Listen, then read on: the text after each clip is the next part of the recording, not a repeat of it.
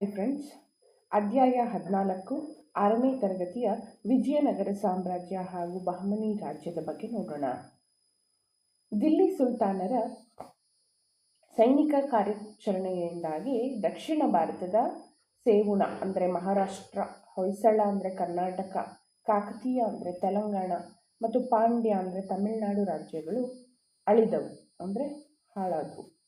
ಬಲಿಷ್ಠವಾದ ರಾಜಸತ್ತೆ ಇಲ್ಲದೆ ಜನಜೀವನ ಸಂಸ್ಕೃತಿ ಏರುಪೇರಾಯಿತು.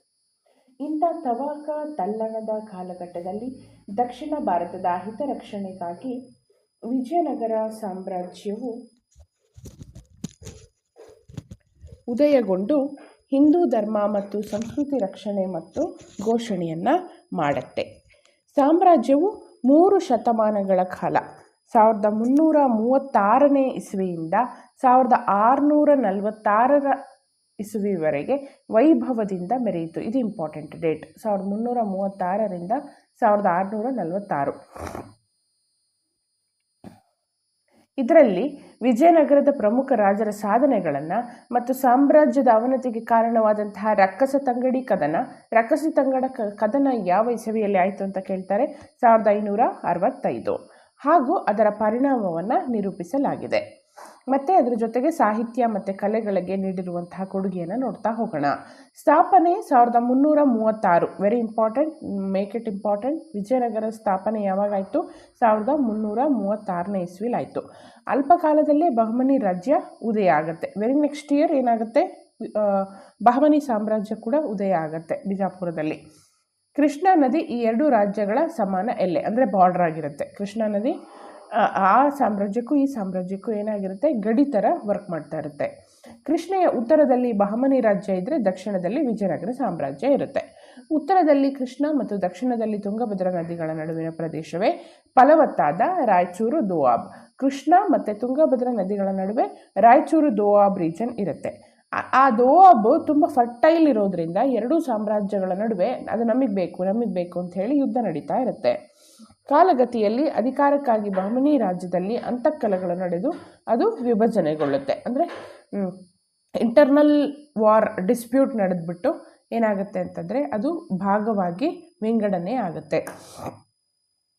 ಅದೇ ಪ್ರದೇಶದಲ್ಲಿ 5 ಶಾಹಿ ಮನೆತನಗಳು ತಲೆ ಎತ್ತುತ್ತವೆ. ಅವುಗಳಲ್ಲಿ ವಿಜಯಪುರದ ಆದಿಲ್ ಶಾಹಿ ಪ್ರಮುಖರಾಗಿರ್ತಾರೆ.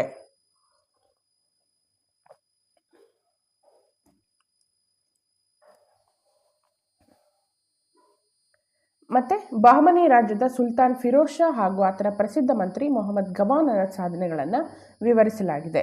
ಇದರೊಂದಿಗೆ ಬಹಮನಿ ರಾಜ್ಯದ ಮತ್ತು ಆದಿಲ್ ಶಾಹಿಗಳ ಅವಿಸ್ಮರಣೀಯ ಕೊಡುಗೆಗಳನ್ನು ವರ್ಣಿಸಲಾಗಿದೆ.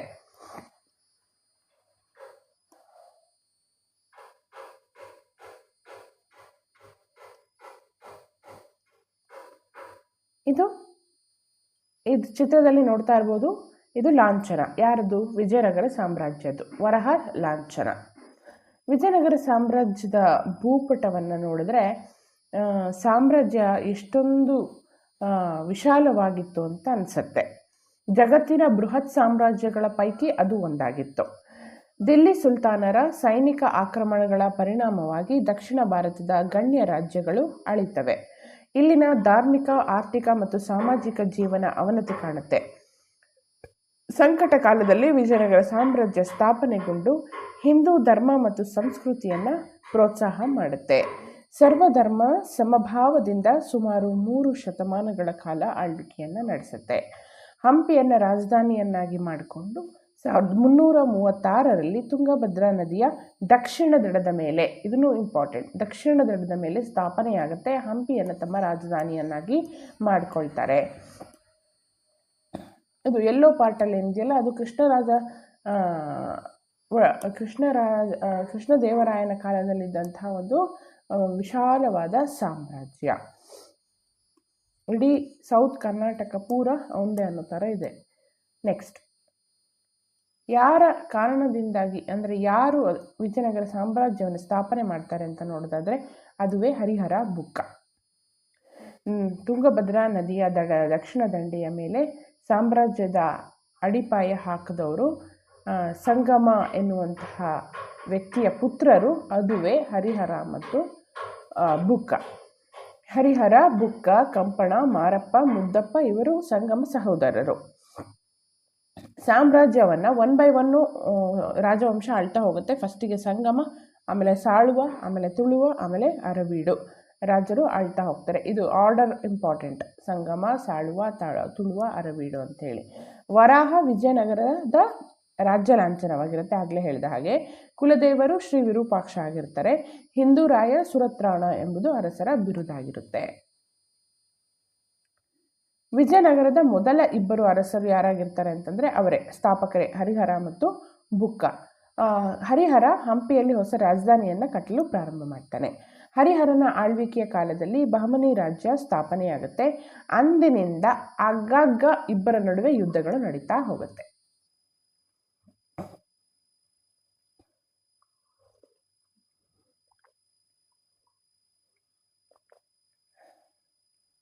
ಇನ್ನು ಪ್ರೌಢದೇವರಾಯನಿಗೆ ಇನ್ನೊಂದು ಹೆಸರು ಎರಡನೇ ದೇವರಾಯ ಅಂಥೇಳಿ. 1424ರಿಂದ 1446ರವರೆಗೆ ಆಳ್ವಿಕೆಯನ್ನು ನಡೆಸಿದಂಥದ್ದು.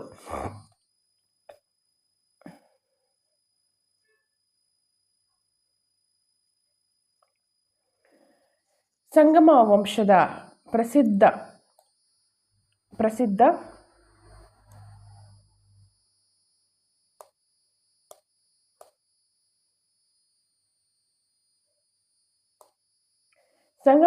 ಪ್ರಸಿದ್ಧ ದೊರೆಯಾಗಿದ್ದ ಪ್ರೌಢದೇವರಾಯನ ಆಳ್ವಿಕೆಯಲ್ಲಿ ಮಹತ್ವಪೂರ್ಣ ಒಂದು ಕಾಲ ಅಂತ ಹೇಳ್ಬೋದು. ಯಾರ್ದು ಕಾಲ? ಪ್ರೌಢದೇವರಾಯನ ಕಾಲ.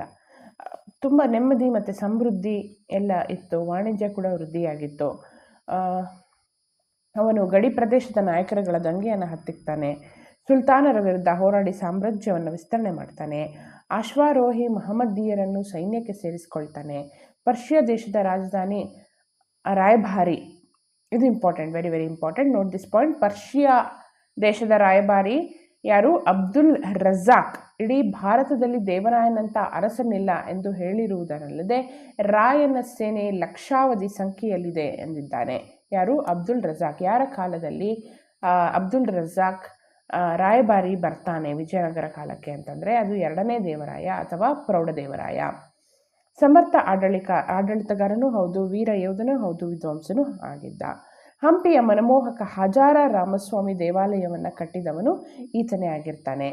ಪರಮ ಧರ್ಮ ಸಹಿಷ್ಣುತೆ ದೇವರಾಯನ ಧರ್ಮನೀತಿಯಾಗಿರುತ್ತೆ. ರಾಜಧಾನಿಯಲ್ಲಿ ಮಸೀದಿಯನ್ನು ಕೂಡ ನಿರ್ಮಾಣ ಮಾಡ್ತಾನೆ. ಆತ ಹಿಂದೂ ಆದರೂ ಕೂಡ ಬೇರೆ ಧರ್ಮವನ್ನು ಕೂಡ ಪ್ರೋತ್ಸಾಹ ಮಾಡ್ತಾನೆ. ಈತನ ಕಾಲದಲ್ಲಿ ಜೈನ ಮತ್ತು ವೈಷ್ಣವ ದೇವಾಲಯಗಳು ಕೂಡ ನಿರ್ಮಾಣ ಆಗುತ್ತೆ. ಕನ್ನಡ ಮತ್ತು ಸಂಸ್ಕೃತ ಭಾಷೆಗಳಲ್ಲಿ ವಿಪುಲವಾದ ಸಾಹಿತ್ಯ ಕೂಡ ರಚನೆ ಆಗುತ್ತೆ. ಯಾರ ಕಾಲದಲ್ಲಿ? ಪ್ರೌಢದೇವರಾಯ, ಎರಡನೇ ದೇವರಾಯನ ಕಾಲದಲ್ಲಿ.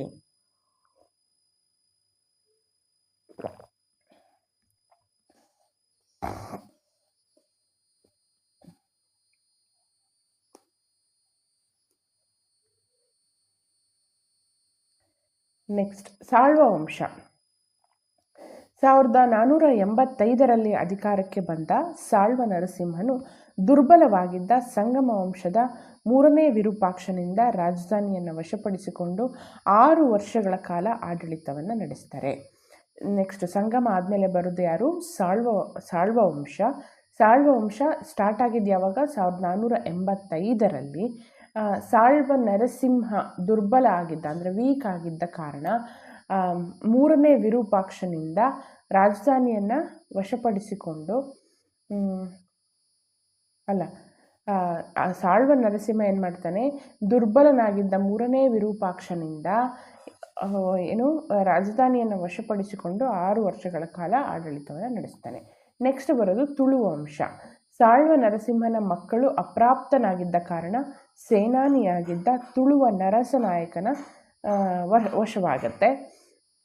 ಇವನು ಸಾಮಾನ್ಯ ಶಕೆ 1509ರಲ್ಲಿ ಮರಣ ಹೊಂದಿದ ನಂತರ ಆತನ ಸೋದರ ಕೃಷ್ಣದೇವರಾಯ ಅಧಿಕಾರಕ್ಕೆ ಬರ್ತಾನೆ.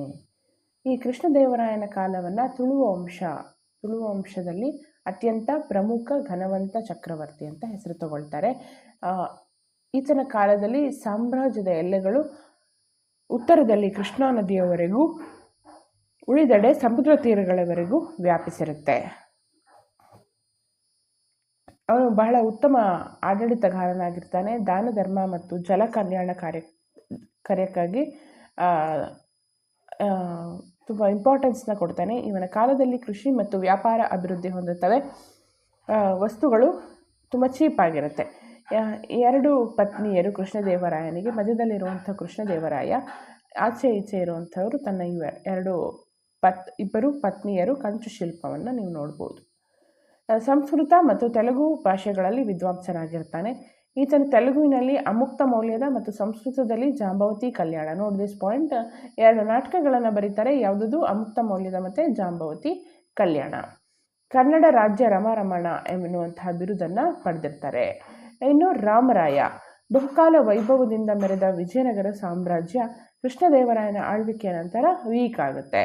ಸಾಮ್ರಾಜ್ಯವನ್ನು ಮತ್ತೊಮ್ಮೆ ವೈಭವಕ್ಕೇರಿಸಿದ ಕೀರ್ತಿ ಕೃಷ್ಣದೇವರಾಯನ ಅಳಿಯನಾದ ರಾಮರಾಯನಿಗೆ ಸಲ್ಲುತ್ತೆ. ಯಾರು ಈ ರಾಮರಾಯ ಅಂತಂದರೆ ಅವನು ಕೃಷ್ಣದೇವರಾಯನ ಅಳಿಯ. ಈತನು ಸಮರ್ಥ ಸೇನಾನಿ ಹಾಗೂ ಉತ್ತಮ ಆಡಳಿತಗಾರನಾಗಿರ್ತಾನೆ. ಯಾರು? ರಾಮರಾಯ.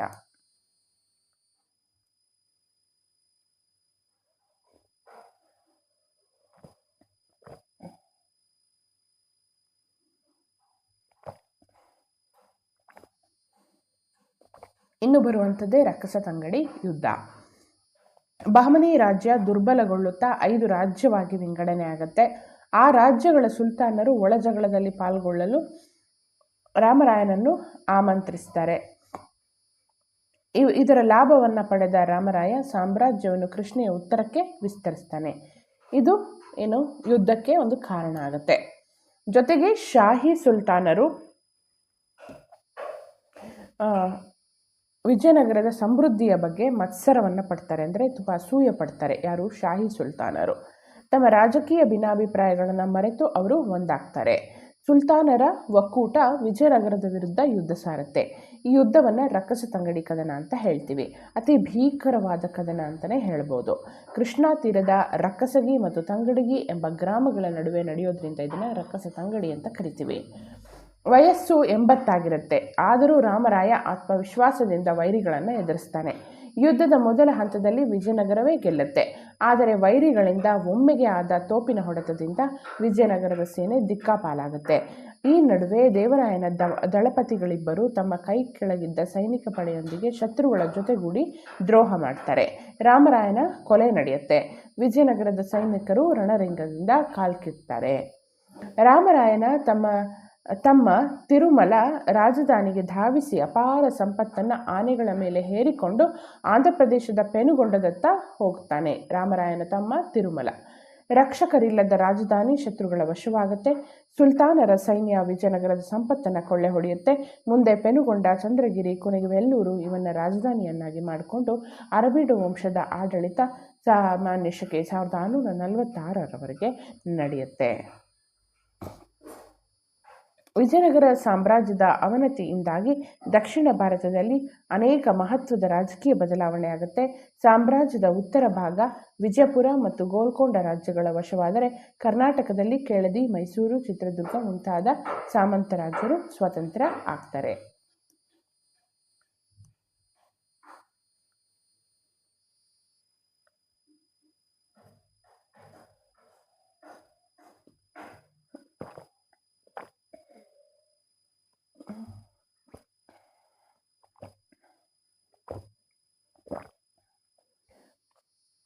ವಿಜಯನಗರ ರಾಜಧಾನಿ ಹಂಪೆಗೆ ಬಂದಿದ್ದ ಅನೇಕ ಮಂದಿ ವಿದೇಶಿ ಯಾತ್ರಿಕರು ವೈಭವವನ್ನು ಮನಸಾರೆ ಹೊಗಳಿದ್ದಾರೆ. ಒಬ್ಬ ಪೋರ್ಚುಗೀಸ್ ಯಾತ್ರಿಕ ಡೊಮಿಂಗೋ ಪಯಾಸ್ ಅನ್ನುವನು ಹೇಳ್ತಾನೆ, ಎಲ್ಲ ಬಗೆಯ ಸರಕುಗಳಿಂದ ಸಮೃದ್ಧವಾದ ಇಂಥ ನಗರಿಯು ಭೂಮಂಡಲದ ಮೇಲೆ ಬೇರೊಂದೆಡೆ ಇಲ್ಲ ಎಂದಿದ್ದಾನೆ. ಎಲ್ಲ ನಮೂನೆಯ ಮುತ್ತು, ಮಾಣಿಕ್ಯ, ರತ್ನ, ಪಚ್ಚೆ, ಇಂದ್ರನೀಲ, ಬೆಲೆಯುಳ್ಳ ಬಟ್ಟೆ ಮುಂತಾದವು ಇಲ್ಲಿ ದೊರೆಯುತ್ತಿದ್ದವು ಎಂಬುದಾಗಿ ಬರೆದಿದ್ದಾನೆ. ರಾಜಧಾನಿಯನ್ನು ಸಂದರ್ಶಿಸಿದ್ದ ಪರ್ಷಿಯಾ ಅಂದರೆ ಇರಾನ್ ದೇಶದ ರಾಯಭಾರಿ ಅಬ್ದುಲ್ ರಜಾಕ್ ದೇವರಾಯನ ಘನತೆಯನ್ನು ಮನಸಾರೆ ಕೊಂಡಾಡಿದ್ದಾನೆ. ಭೂಮಂಡಲದ ಮೇಲೆ ವಿಜಯನಗರದಂತಹ ಇನ್ನೊಂದು ನಗರವನ್ನು ಕಣ್ಣುಗಳು ನೋಡಿಲ್ಲ, ಕಿವಿಗಳು ಕೇಳಿಲ್ಲ ಅಂತ ಯಾರು ಹೇಳಿದ್ದಾರೆ? ಅಬ್ದುಲ್ ರಜಾಕ್. ಈ ಸ್ಟೇಟ್ಮೆಂಟ್ಗಳನ್ನೆಲ್ಲ ತುಂಬ ಚೆನ್ನಾಗಿ ನೆನಪಿಟ್ಕೊಳ್ಬೇಕಾಗತ್ತೆ. ವೆರಿ ವೆರಿ ಇಂಪಾರ್ಟೆಂಟ್ ಆಗುತ್ತೆ. ಡೊಮಿಂಗೋ ಪಯಾಸ್ ಅಂತಂದರೆ ಎಲ್ಲ ಬಗೆಯ ಸರಕುಗಳಿಂದ ಸಮೃದ್ಧವಾದ ಇಂಥ ನಗರ ಭೂಮಂಡಲದಲ್ಲಿ ಬೇರೆ ಕಡೆ ಇಲ್ಲ ಅಂತ ಹೇಳ್ತಾನೆ. ಅಬ್ದುಲ್ ರಜಾಕ್ ಏನು ಹೇಳ್ತಾನೆ ಅಂತಂದರೆ, ಕಣ್ಣುಗಳು ನೋಡಿಲ್ಲ, ಕಿವಿಗಳು ಕೇಳಿಲ್ಲ ಅಂತ ಹೇಳ್ತಾರೆ. ಸಮಾಜ, ಆರ್ಥಿಕತೆ ಮತ್ತು ಸಂಸ್ಕೃತಿಯನ್ನು ನೋಡೋದಾದರೆ ಎಲ್ಲ ಜಾತಿಯರಿಗೂ ಕೂಡ ಇಂಪಾರ್ಟೆನ್ಸ್ನ ಕೊಡಲಾಗಿತ್ತು. ಪಟ್ಟಣಗಳಲ್ಲಿ ಹಂಜಮಾನ ಅಂತಂದರೆ ಮಧ್ಯಕಾಲೀನ ಕರ್ನಾಟಕದ ವ್ಯಾಪಾರಿ ಗುಂಪು ಎಂಬ ಮುಸಲ್ಮಾನರ ಸಂಸ್ಥೆ ಇದ್ದು, ಅದರ ಪ್ರತಿನಿಧಿಗಳಿಗೆ ನಗರ ಗಣ್ಯರ ಸಭೆಯಲ್ಲಿ ಸ್ಥಾನಮಾನ ಇತ್ತು. ಸ್ತ್ರೀಯರು ರಾಣಿವಾಸದೊಳಗಿನ ಲೆಕ್ಕಪತ್ರ ಬರೆಯುವುದು, ಕಾವಲು ಕೆಲಸ ಮಾಡುವುದು, ರಾಜ ರಾಣಿಯರ ಸೇವೆ ಮುಂತಾದವನ್ನು ಮಾಡ್ತಾಯಿದ್ರು. ಸಾರ್ವಜನಿಕ ಪ್ರದರ್ಶನಗಳನ್ನು ನೀಡುತ್ತಿದ್ದ ಜಟ್ಟಿಗಿತ್ತಿಯರು ವಿಜಯನಗರದಲ್ಲಿ ಇರ್ತಾರೆ. ಜನಪ್ರಿಯವಾಗಿದ್ದ ನವರಾತ್ರಿ ಉತ್ಸವವನ್ನು ರಾಜಧಾನಿಯ ಮಹಾನವಮಿ ದಿಬ್ಬದಲ್ಲಿ ವಿಜೃಂಭಣೆಯಿಂದ ಆಚರಿಸಲಾಗ್ತಿತ್ತು. ಆರ್ಥಿಕತೆಯನ್ನು ನೋಡೋದಾದರೆ ಕೃಷಿ ಬಹಳ ಜನರ ಉದ್ಯೋಗವಾಗಿತ್ತು. ವಿಜಯನಗರ ಅಂತಾರಾಷ್ಟ್ರೀಯ ವ್ಯಾಪಾರದ ಕೇಂದ್ರವಾಗಿತ್ತು. ಜಗತ್ತಿನ ನಾನಾ ಕಡೆಯ ವ್ಯಾಪಾರಿಗಳು ಇಲ್ಲಿಗೆ ಬರ್ತಾ ಇದ್ರು. ಅಂಗಡಿಗಳಲ್ಲಿ ಮುತ್ತುರತ್ನಗಳನ್ನು ರಾಶಿಯಾಗಿ ಮಾರ್ತಾ ಇರ್ತಾರೆ. ವಿದೇಶಿ ಪ್ರವಾಸಿಗರು ಅದರ ವರ್ಣಿಸಿದ್ದಾರೆ. ಸಾಮ್ರಾಜ್ಯದ ಪಶ್ಚಿಮ ಹಾಗೂ ಪೂರ್ವ ಕರಾವಳಿಗಳಲ್ಲಿದ್ದ ಹಲವಾರು ಬಂದರುಗಳ ಮೂಲಕ ಸರಕುಗಳನ್ನು ರಫ್ತು ಮತ್ತು ಆಮದು ಮಾಡ್ಕೊಳ್ತಾ ಇದ್ರು.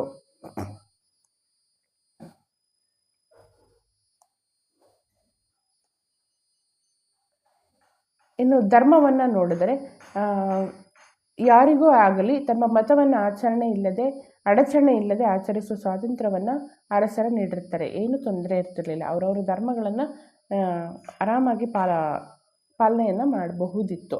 ಅವರು ಅರಸರು ಮಸೀದಿಗಳನ್ನು ಸಹ ಕಟ್ಟಿಸಿಕೊಟ್ಟಿರ್ತಾರೆ ಮುಸ್ಲಿಮರಿಗೆ. ಅವರನ್ನು ಕೂಡ ಸೈನ್ಯಕ್ಕೆ ಸೇರಿಸಿಕೊಳ್ಳಲಾಗ್ತಿತ್ತು. ಪೋರ್ಚುಗೀಸರ ಸಂಗಡ ವ್ಯಾಪಾರ ವೃದ್ಧಿಸಿಕೊಂಡ ವಿಜಯನಗರದ ಅರಸರು ಕ್ರೈಸ್ತ ಧರ್ಮಕ್ಕೂ ಕೂಡ ಪ್ರೋತ್ಸಾಹವನ್ನು ಕೊಟ್ಟರು. ಮತ್ತು ಸಂಸ್ಕೃತ, ಕನ್ನಡ, ತೆಲುಗು ಸಾಹಿತ್ಯ ಸಮೃದ್ಧವಾಗಿ ಬೆಳವಣಿಗೆಯಾಗುತ್ತೆ. ಕನ್ನಡದ ಶ್ರೇಷ್ಠ ಕವಿಗಳಾದ ಕುಮಾರವ್ಯಾಸ, ಚಾಮರಸ ಮತ್ತು ರತ್ನಾಕರ ವರ್ಣಿ ಇದೇ ಕಾಲದವರಾಗಿರ್ತಾರೆ. ವಿಜಯನಗರ ಕಾಲವು ತೆಲುಗು ಸಾಹಿತ್ಯಕ್ಕೆ ಸುವರ್ಣ ಯುಗ ಅಂತ ಕರೆಸ್ಕೊಳ್ಳುತ್ತೆ. ಕುಮಾರವ್ಯಾಸ ಇನ್ನೊಂದು ಹೆಸರು ನಾರಾಯಣಪ್ಪ. ಇದನ್ನು ಕೇಳ್ತಾರೆ, ನಾರಾಯಣಪ್ಪ ಅಂತ ಹೆಸರಿಡುವಂತಹ ಕವಿ ಯಾರು ಅಂತ. ಅದು ಕುಮಾರವ್ಯಾಸ. ರಸಾವೇಶದಿಂದ ಕೂಡಿದ ಕವಿ. ಕರ್ನಾಟ ಭಾರತ ಕಥಾಮಂಜರಿ ಈತನ ಕೃತಿ. ನೆನ್ಪಿಟ್ಕೊಳ್ಳಿ, ಕರ್ನಾಟ ಭಾರತ ಕಥಾಮಂಜರಿ. ಇನ್ನು ಚಾಮರಸ ಪ್ರಭುಲಿಂಗ ಲೀಲೆ ಬರೀತಾನೆ. ಅಲ್ಲಮ್ಮ ಪ್ರಭುವಿನ ಚರಿತ್ರೆ ಅದಾಗಿರುತ್ತೆ. ಇದೊಂದು ಮಹತ್ವದ ಗ್ರಂಥ ಆಗಿದೆ. ಯಾವುದು? ಪ್ರಭುಲಿಂಗ ಲೀಲೆ. ರತ್ನಾಕರ ವರ್ಣಿಯ ಭರತೇಶ ವೈಭವ ಮನಮೋಹಕ ಶೈಲಿಯ ಕೃತಿಯಾಗಿದೆ. ವಿಜಯನಗರದ ಅರಸರು ನೃತ್ಯಕಲೆ, ಚಿತ್ರಕಲೆ ಮತ್ತು ಸಂಗೀತವನ್ನು ವಿಶೇಷವಾಗಿ ಪ್ರೋತ್ಸಾಹ ಮಾಡ್ತಾರೆ. ಆ ಕಾಲದಿಂದ ಕರ್ನಾಟಕ ಸಂಗೀತ ಎಂಬ ಹೆಸರು ಪ್ರಚಲಿತವಾಗುತ್ತೆ. ಇನ್ನು ದಾಸಪಂಥ ಅಂತ ಕರೀತಾರೆ. ಸಂಗೀತವನ್ನು ಬಳಸಿ ಭಕ್ತಿ ಮಾರ್ಗವನ್ನು ಬೋಧಿಸೋದಕ್ಕೆ ದಾಸಪಂಥ ಅಂತ ಕರಿತೀವಿ. ಅದರಲ್ಲಿ ಪುರಂದರದಾಸರು ಮತ್ತು ಕನಕದಾಸರು ಪ್ರಮುಖರಾಗಿರ್ತಾರೆ. ಲಕ್ಷಾಂತರ ಕೀರ್ತನೆಗಳನ್ನು ರಚಿಸಿದ ಪುರಂದರದಾಸರು ಕರ್ನಾಟಕ ಸಂಗೀತ ಪಿತಾಮಹ ಅನಿಸ್ಕೊಳ್ತಾರೆ. ಇದು ವೆರಿ ವೆರಿ ಇಂಪಾರ್ಟೆಂಟ್. ಕರ್ನಾಟಕ ಸಂಗೀತ ಪಿತಾಮಹ ಅಂದರೆ ಯಾರು ಅಂತ ಕೇಳ್ತಾರೆ, ಅದುವೇ ಪುರಂದರ ದಾಸರು. ಕನಕದಾಸರು ಜನಸಾಮಾನ್ಯರಿಂದ ಮೂಡಿಬಂದಂತಹ ಕವಿಯಾಗಿರ್ತಾರೆ. ಅವರು ಮೋಹನ ತರಂಗಿಣಿ, ರಾಮದಾನ ಚರಿತ್ರೆ, ನಳಚರಿತ್ರೆ ಹಾಗೂ ಹರಿಭಕ್ತಿ ಸಾರ ಇವರ ಪ್ರಮುಖ ಕೃತಿಗಳಾಗಿರ್ತವೆ. ಇನ್ನು ಶಿಲ್ಪಕಲೆಗೆ ಬಂದರೆ ಗ್ರಾನೈಟನ್ನು ಬಳಸಿ ಅವರು ಕಟ್ಟಡವನ್ನು ರಚನೆ ಮಾಡ್ತಾರೆ. ದಕ್ಷಿಣ ಭಾರತದ ಹಿಂದಿನ ಎಲ್ಲ ದೇವಾಲಯಗಳಿಗೆ ಎತ್ತರದ ರಾಯಗೋಪುರ, ಸುಂದರ ಕಲ್ಯಾಣ ಮಂಟಪವನ್ನು ಒದಗಿಸಲಾಗಿರುತ್ತೆ. ಹೀಗೆ ನೂರಾರು ಕಡೆ ಇಂಥ ರಚನೆಗಳನ್ನು ಗಾಗಿ ಸಾವಿರಾರು ಕೈಗಳು ದುಡಿದಿರ್ತವೆ.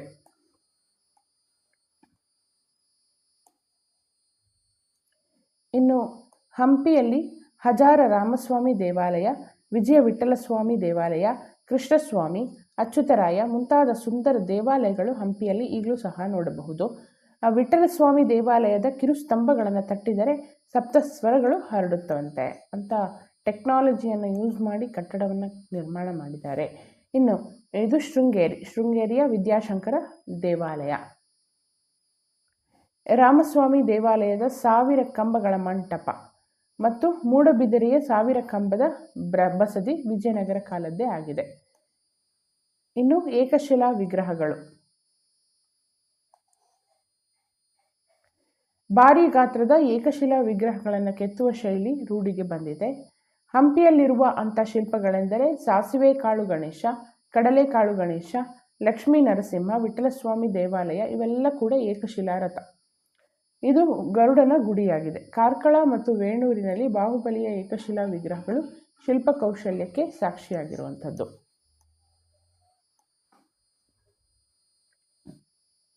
ಏಕಶಿಲಾ ಮೂರ್ತಿಗಳನ್ನು ಕೊಟ್ಟಿದ್ದಾರೆ ಇಲ್ಲಿ. ಎಲ್ಲ ಒಂದೇ ಕಲ್ಲಿಂದ ಕೆತ್ತನೆಯಾಗಿರುವಂಥದ್ದು. ಸಾಸಿವೆ ಕಾಳು ಗಣೇಶ ಹಂಪಿಯಲ್ಲಿದೆ. ಇದು ಲಕ್ಷ್ಮೀ ನರಸಿಂಹ ದೇವಾಲಯ ಮೂರ್ತಿ ಹಂಪಿಯಲ್ಲಿದೆ. ಕಾಳಿನ ರಥ ಕೂಡ ಹಂಪಿಯಲ್ಲಿ ಇರುವಂಥದ್ದು. ಇನ್ನು ಈಗ ವಿಜಯನಗರ ಸಾಮ್ರಾಜ್ಯ ಮುಗಿತು. ಬಹಮನಿ ರಾಜ್ಯವನ್ನು ನೋಡೋಣ ಬನ್ನಿ. ವಿಜಯನಗರ ಸಾಮ್ರಾಜ್ಯದ ಸಮಕಾಲೀನವರಾದ ಬಹಮನಿ ಸಾಮ್ರಾಜ್ಯ 1347ರಲ್ಲಿ ಸ್ಥಾಪನೆಯಾಗುತ್ತೆ. Date important, 1347. ಕೃಷ್ಣಾ ನದಿ ರಾಜ್ಯದ ದಕ್ಷಿಣ ಗಡಿ ಭಾಗದ ಪ್ರಾರಂಭದಲ್ಲಿ ಕಲಬುರಗಿ ಅನಂತರ ಬೀದರ್ ಅವರ ರಾಜಧಾನಿ ಆಗುತ್ತೆ. ಫಸ್ಟ್ ಕಲಬುರಗಿ ರಾಜಧಾನಿ ಆಗಿರುತ್ತೆ, ಆಮೇಲೆ ಬೀದರ್ ಅವರ ರಾಜಧಾನಿ ಆಗುತ್ತೆ. ಇದರ ಸ್ಥಾಪಕ ಯಾರು ಅಂತ ಕೇಳ್ತಾರೆ. Very very important. Alauddin Hasan Gangu Bahman Shah. Alauddin Hasan Gangu Bahman Shah. Bidar ನಗರ ಕರ್ನಾಟಕ ಉತ್ತರದ ತುತ್ತ ತುದಿಯಲ್ಲಿರುವ ಒಂದು ಐತಿಹಾಸಿಕ ಸ್ಥಳ ಆಗಿದೆ. ಇದನ್ನು ಒಂದು ಶತಮಾನಗಳ ಕಾಲ ಬಹಮನಿ ಸುಲ್ತಾನರ ರಾಜಧಾನಿಯನ್ನಾಗಿ ಇಟ್ಕೊಳ್ತಾರೆ. ಇಲ್ಲಿ ಒಂದು ಕೋಟೆಯನ್ನು ನೋಡ್ತಾ ಇರ್ಬೋದು. ಒಂದು ಭವ್ಯವಾದ ಕೋಟೆ ಬೀದರ್ನಲ್ಲಿ ನಿರ್ಮಾಣ ಆಗಿರುವಂಥದ್ದು. ಬಹಮನಿ ರಾಜ್ಯದ ಭೂಪಟವನ್ನು ನೋಡ್ಬೋದು. ರಾಜ್ಯವು ಈಗಿನ ಕರ್ನಾಟಕ, ಮಹಾರಾಷ್ಟ್ರ ಮತ್ತು ಆಂಧ್ರ ಪ್ರದೇಶದ ಭಾಗಗಳನ್ನು ಒಳಗೊಂಡಿತ್ತು. ಬರೀ ಕರ್ನಾಟಕ ಅಲ್ಲದೆ ಆಂಧ್ರ ಮತ್ತು ಮಹಾರಾಷ್ಟ್ರವನ್ನು ಕೂಡ ಆಳ್ವಿಕೆಯನ್ನು ನಡೆಸ್ತಾ ಇದ್ರು. ಬಹಮನಿ ಮತ್ತು ವಿಜಯನಗರ ನೆರೆಹೊರೆ ರಾಜ್ಯಗಳಾಗಿದ್ದು ಅವಾಗವಾಗ ಅವರಿಬ್ಬರ ನಡುವೆ ಯುದ್ಧ ನಡೀತಾ ಇತ್ತು. ಇದು ಬಹಮನಿ ಸಾಮ್ರಾಜ್ಯ. ಕರ್ನಾಟಕದ ಭಾಗ ಜೊತೆಗೆ ಮಹಾರಾಷ್ಟ್ರ ಮತ್ತು ಆಂಧ್ರ ಪ್ರದೇಶವನ್ನು ಕೂಡ ಒಳಗೊಂಡಿರುವಂತಹ ರಾಜ್ಯ. ಒಂದು ಶ್ರೇಷ್ಠವಾದ ಅರಸನ ಬಗ್ಗೆ ಓದೋಣ ಈಗ. ಅದುವೇ ಫಿರೋಜ್ ಶಾ. ನ್ಯಾಯಪರ ಮತ್ತು ಉದಾರಿ ಮತ್ತು ದೈವ ಭಕ್ತನಾಗಿರ್ತಾನೆ. ಲೇಖಕನು ಬಹುಭಾಷಾ ವಿಶಾರದನೂ ಆಗಿದ್ದ ಫಿರೋಜನಿಗೆ ರೇಖಾಗಣಿತ ಮತ್ತು ಧರ್ಮಶಾಸ್ತ್ರಗಳಲ್ಲಿ ಪರಿಣಿತಿಯನ್ನು ಹೊಂದಿರ್ತಾನೆ. ಇವನು ದೌಲತಾಬಾದ್ ಅಂದರೆ ಈಗಿನ ಮಹಾರಾಷ್ಟ್ರದಲ್ಲಿದೆ ಆಕಾಶ ವೀಕ್ಷಣಾಲಯವನ್ನು ಸ್ಥಾಪಿಸಿರ್ತಾನೆ. ಈತನ ರಾಜಧಾನಿ ಕಲಬುರಗಿಯ ಸೌಂದರ್ಯವನ್ನು ಹೆಚ್ಚಿಸುತ್ತಾ ಮತ್ತು ಭೀಮಾ ನದಿಯ ತಟದಲ್ಲಿ ಫಿರೋಜಾಬಾದ್ ಎಂಬ ಹೊಸ ನಗರವನ್ನು ಕಟ್ಟಿಸ್ತಾನೆ. ಇವನ ಕಾಲದಲ್ಲಿ ರಾಜ್ಯಕ್ಕೆ ಬಂದಿದ್ದ ಸೂಫಿ ಸಂತ ಬಂದೇ ನವಾಜರಿಗೆ ಹಲವು ಗ್ರಾಮಗಳನ್ನು ಉಂಬಳಿಯಾಗಿ ಅಂದರೆ ಫ್ರೀಯಾಗಿ ನೀಡಿರ್ತಾರೆ. ಬಂದರುಗಳ ವಿಕಾಸಕ್ಕೆ ವಿಶೇಷ ಗಮನವನ್ನು ನೀಡ್ತಾರೆ. ಇದರಿಂದ ವಿದೇಶಿ ವ್ಯಾಪಾರಕ್ಕೆ ಪ್ರೋತ್ಸಾಹ ನೀಡಿದಂಗೆ ಆಗತ್ತೆ.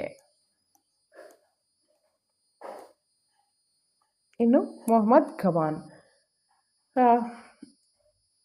ಇವನು ಬಹಮನಿ ರಾಜ್ಯದ ಇತಿಹಾಸದಲ್ಲಿ ಆಳಿದಂತಹ ಸುಲ್ತಾನರಿಗಿಂತಲೂ ಹೆಚ್ಚು ಖ್ಯಾತಿಯನ್ನು ಗಳಿಸಿರುವಂಥವನು. ಪರ್ಷಿಯನ್ ಮೂಲದ ಇವನು ಪರ್ಷಿಯನ್ ಮೂಲದವನಾಗಿರ್ತಾನೆ. ಮೂರನೇ ಮಹಮ್ಮದ್ ಸುಲ್ತಾನನ ಮುಖ್ಯಮಂತ್ರಿಯಾಗಿ ನಿಸ್ವಾರ್ಥ ಸೇವೆಯನ್ನು ಸಲ್ಲಿಸಿದವನೇ ಈ ಮೊಹಮ್ಮದ್ ಗವಾನ್. ರಾಜನಲ್ಲ, ಇವನು ಮಂತ್ರಿ. ಗವಾನ್ ಯುದ್ಧ ವಿದ್ಯೆಯಲ್ಲಿ ನಿಪುಣನಾಗಿರ್ತಾನೆ. ರಾಜ್ಯವನ್ನು ವಿಸ್ತರಣೆ ಮಾಡ್ತಾನೆ. ಆಡಳಿತ ಇಸ್ಲಾಮಿ ಕಾನೂನುಗಳನ್ನು ಆಧಾರ ಮಾಡಿಕೊಂಡು ಆಳ್ತಾನೆ. ಕಂದಾಯ ಮತ್ತು ಅಂಚೆ ವ್ಯವಸ್ಥೆಯನ್ನು ಚುರುಕುಗೊಳಿಸ್ತಾನೆ. ಭೂಮಿಯ ಫಲವತ್ತತೆ, ನೀರಾವರಿ ಸೌಲಭ್ಯಗಳನ್ನು ಗಮನಿಸಿ ಭೂ ಕಂದಾಯವನ್ನು ನಿಗದಿ ಮಾಡ್ತಾನೆ. ಜನರಿಗೆ ಕಿರುಕುಳ ಕೊಡುವ ತೆರಿಗೆಗಳನ್ನು ರದ್ದುಪಡಿಸ್ತಾನೆ. ಸ್ವತಃ ವಿದ್ವಾಂಸನಾಗಿದ್ದ ಮೊಹಮ್ಮದ್ ಗವಾನ್ ಬೀದರ್ನಲ್ಲಿ ಮದರಸ ಅಂದರೆ ಮಹಾವಿಶ್ವವಿದ್ಯಾಲಯವನ್ನು ಸ್ಥಾಪನೆ ಮಾಡ್ತಾನೆ. Very important, note this point. ಎಲ್ಲಿ ಬೀದರ್ನಲ್ಲಿ ಏನು ಸ್ಥಾಪನೆ ಆಗುತ್ತೆ? ಮದರಸ ಅಂದರೆ ಮಹಾವಿದ್ಯಾಲಯ ಸ್ಥಾಪನೆ ಆಗುತ್ತೆ. ಯಾರಿಂದ? ಮೊಹಮ್ಮದ್ ಗವಾನರಿಂದ. ಇದು ಇಸ್ಲಾಂ ಮತ್ತು ಕಾನೂನು ಶಿಕ್ಷಣವನ್ನು ಪ್ರೋತ್ಸಾಹ ಮಾಡುತ್ತೆ. ಇದು ಖಗೋಳಶಾಸ್ತ್ರ, ಗಣಿತ, ಇತಿಹಾಸ ಇತ್ಯಾದಿಗಳ ಅಧ್ಯಯನ ಕೂಡ ನಡೆಯುತ್ತೆ. ಇಲ್ಲಿ ವಿದ್ಯಾರ್ಥಿಗಳಿಗೆ ಉಚಿತ ಶಿಕ್ಷಣ ಹಾಗೂ ವಿದ್ಯಾರ್ಥಿ ನಿಲಯದ ಸೌಕರ್ಯ ಇರುತ್ತೆ. ಮದರಸದ ಗ್ರಂಥಾಲಯಗಳು ಸುಮಾರು 3000 ಹಸ್ತಪ್ರತಿಗಳು ಇರ್ತವೆ. ಒಟ್ಟಿನಲ್ಲಿ ಬಹಮನಿ ರಾಜ್ಯದ ಮುನ್ನಡೆಗೆ ಮೊಹಮ್ಮದ್ ಗವಾನ್ ಶ್ರೇಷ್ಠ ಕೊಡುಗೆಯನ್ನು ನೀಡಿರ್ತಾರೆ. ರಾಜ್ಯದ ಸರದಾರರು ಗವಾನನ ಸಾಧನೆಗಳನ್ನು ಕಂಡು ಮತ್ಸರ ಪಡ್ತಾರೆ. ಒಳಸಂಚು ನಡೆಸಿ ಈತನನ್ನು ಕೊಲ್ಲಿಸ್ತಾರೆ. ಗವಾನನ ಸಮಾಧಿಯ ಮೇಲೆ ಮುಗ್ಧ ಗವಾನನನ್ನು ಕೊಲೆ ಮಾಡಲಾಯಿತು ಎಂಬ ಉಲ್ಲೇಖ ಕೂಡ ಇದೆ. ಗವಾನನ ನಂತರ ಅಧಿಕಾರಕ್ಕಾಗಿ ಅಂತಃಕಲಹಗಳು ನಡೆದು ರಾಜ್ಯವು ವಿಭಜನೆಗೊಂಡು 5 ಹೊಸ ರಾಜ್ಯಗಳು ಹುಟ್ಟುತ್ತವೆ. ಅದುವೇ ಬಿಜಾಪುರದ ಆದಿಲ್ ಶಾಹಿ, ಬೀದರಿನ ಬರೀದ್ ಶಾಹಿ, ಗೋಲ್ಕೊಂಡದ ಕುತುಬ್ ಶಾಹಿ, ಅಹಮದ್ ನಗರದ ನಿಜಾಮ್ ಶಾಹಿ ಹಾಗೂ ಬೀರಾರಿನ ಹಿಮಾದ್ ಶಾಹಿ. ಈ ಪೈಕಿ ಮೊದಲ 2 ಯಾವುದು? ಬಿಜಾಪುರದ ಆದಿಲ್ ಶಾಹಿ, ಬೀದರ್ದ ಬರೀದ್ ಶಾಹಿ ಏನಿದೆ ಕರ್ನಾಟಕದಲ್ಲಿ ರಾಜಧಾನಿಯನ್ನು ಹೊಂದಿರ್ತವೆ.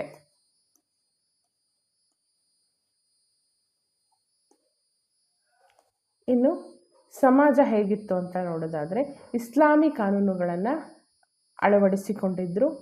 ಸುಲ್ತಾನ ಆಡಳಿತದ ಪ್ರಮುಖನಷ್ಟೇ ಅಲ್ಲ, ನ್ಯಾಯಾಧೀಶ ಕೂಡ, ಉಚ್ಚ ಸೇನಾಧಿಕಾರಿ ಕೂಡ ಹಾಗೂ ಧಾರ್ಮಿಕ ಪ್ರಮುಖನಾಗಿರ್ತಾರೆ.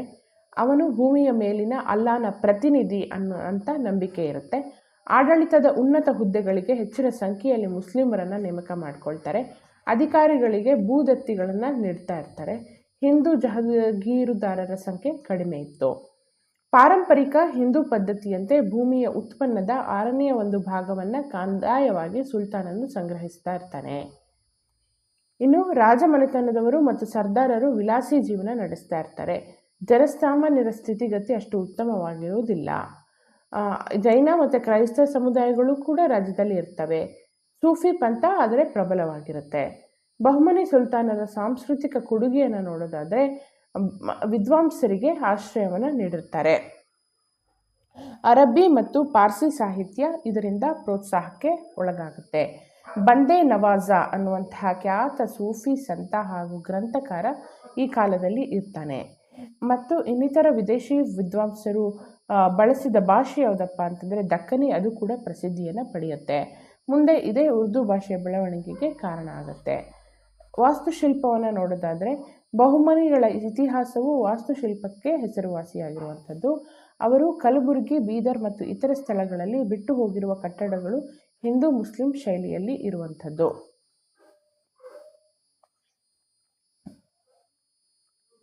ಇದು ದಕ್ಕನಿ ಶೈಲಿ ಎಂದು ಪರಿಚಿತ ಆಗಿರುವಂಥದ್ದು.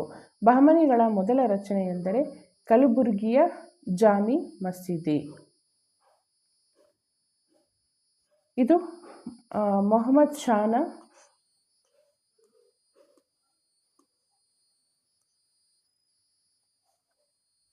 ರಚನೆಯಾಗಿರುತ್ತೆ. ಚಿಕ್ಕ ಚಿಕ್ಕ ಗುಮ್ಮಟಗಳಿಂದ ಕೂಡಿದ ಸಭಾಂಗಣ ಆಕರ್ಷಕವಾಗಿದೆ. ಕಲಬುರಗಿಯ ಬಳಿ ಸುಲ್ತಾನರ ಸಮಾಧಿ ಇದೆ. ಅವು ಬೃಹತ್ ಗಾತ್ರದ ಗುಮ್ಮಟಗಳುಳ್ಳ ರಚನೆಯಾಗಿದೆ. ಬಂದೇ ನವಾಜರ ಸಮಾಧಿ ಕಲಬುರಗಿಯ ಇನ್ನೊಂದು ಪ್ರಮುಖ ರಚನೆ. ಬಂದೇ ನವಾಜ್ ಅವರ ಸಮಾಧಿ ಕೂಡ ಗುಲ್ಬರ್ಗದಲ್ಲಿ ಇರುವಂಥದ್ದು. ಬೀದರ್ನ ಸೋಲಾ ಕಾಮ್ ಮಸೀದಿ ಮತ್ತು ಕೋಟೆಗಳಲ್ಲಿನ ಸುಂದರ ಅರಮನೆ ಪ್ರಸಿದ್ಧ ಆಗಿದೆ. ಮತ್ತು ಬಹಮನಿ ಕಾಲದ ಕಟ್ಟಡಗಳಲ್ಲಿ ಅತ್ಯಂತ ಪ್ರಮುಖ ರಚನೆ ಎಂದರೆ ಗವಾನನು ಕಟ್ಟಿಸಿದ ಮದಾರಸ.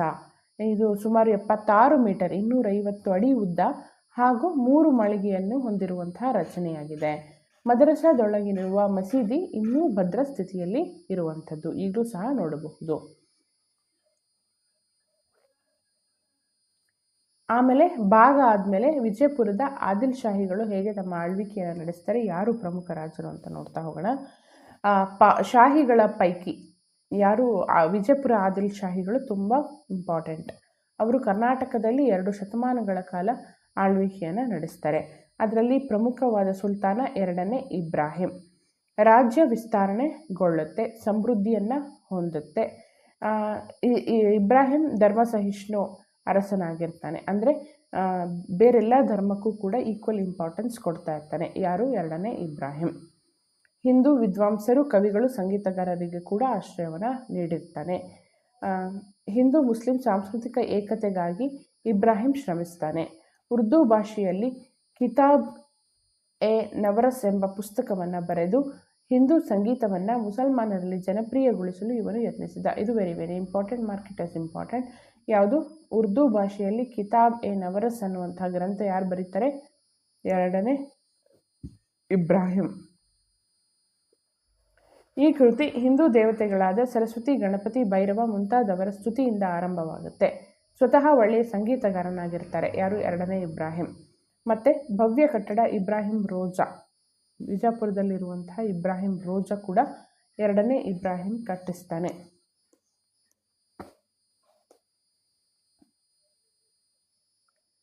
ಇಬ್ರಾಹಿಂನ ಉತ್ತರಾಧಿಕಾರಿ ಮೊಹಮ್ಮದ್ ಆದಿಲ್ ಶಾ ವಿಜಯಪುರದ ಅದ್ಭುತ ಕಟ್ಟಡ ಗೋಳ ಗುಮ್ಮಟವನ್ನು ಕಟ್ಟಿಸ್ತಾನೆ. ನೆನಪಿರಲಿ, ಯಾರು ಗೋಳ ಗುಂಬಸನ್ನು ಕಟ್ಟಿಸ್ತಾರೆ ಅಂತ ಕೇಳ್ತಾರೆ, ಅದುವೇ ಮೊಹಮ್ಮದ್ ಆದಿಲ್ ಶಾ. ಅಸಾರ್ ಮಹಲ್ ಅವನ ಇನ್ನೊಂದು ಸುಂದರ ರಚನೆಯಾಗಿದೆ. ಮೊಹಮ್ಮದ್ ಆದಿಲ್ ಶಾ ಅನಂತರ ವಿಜಯಪುರ ರಾಜ್ಯವು ದುರ್ಬಲವಾಯಿತು. ಮೊಹಮ್ಮದ್ ಆದಿಲ್ ಶಾ ಆದಮೇಲೆ ಏನಾಯಿತು? ಎಲ್ಲ ವೀಕ್ ಆಯಿತು ವಿಜಯಪುರ ರಾಜ್ಯ. ದಕ್ಷಿಣ ಭಾರತದಲ್ಲಿ ಮೊಘಲರ ಆಕ್ರಮಣ ಹಾಗೂ ವಿಜಯಪುರ ರಾಜ್ಯಕ್ಕೆ ಮರಾಠರು ನೀಡುತ್ತಿದ್ದ ಕಿರುಕುಳ ಇದಕ್ಕೆ ಕಾರಣ. ಔರಂಗಜೇಬನು ವಿಜಯಪುರವನ್ನು ಕೈವಶ ಮಾಡಿಕೊಳ್ಳುವುದರೊಂದಿಗೆ ಆದಿಲ್ ಶಾಹಿ ಆಡಳಿತ ಏನಾಗುತ್ತೆ? ಕೊನೆಗೊಳ್ಳುತ್ತೆ.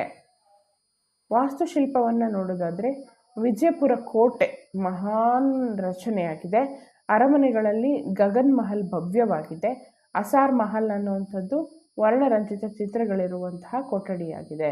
ವಿಜಯಪುರದ ಜುಮ್ಮಾ ಮಸೀದಿ ಸುಂದರವಾಗಿರುವಂಥದ್ದು. ಅವರ ಸಮಾಧಿ ಕೂಡ ಅತ್ಯಂತ ಭವ್ಯವಾದ ರಚನೆಯಾಗಿರುವಂಥದ್ದು. ಇಬ್ರಾಹಿಂ ರೋಜಾದಲ್ಲಿ ಒಂದು ಕಟ್ಟಡವು ಮಸೀದಿ, ಮತ್ತೊಂದು ಸಮಾಧಿ ಆಗಿರುವಂಥದ್ದು. ಇಬ್ರಾಹಿಂ ರೋಜಾವನ್ನು ದಕ್ಕನಿನ ತಾಜ್ ಮಹಲ್ ಅಂತ ವರ್ಣಿಸ್ತಾರೆ.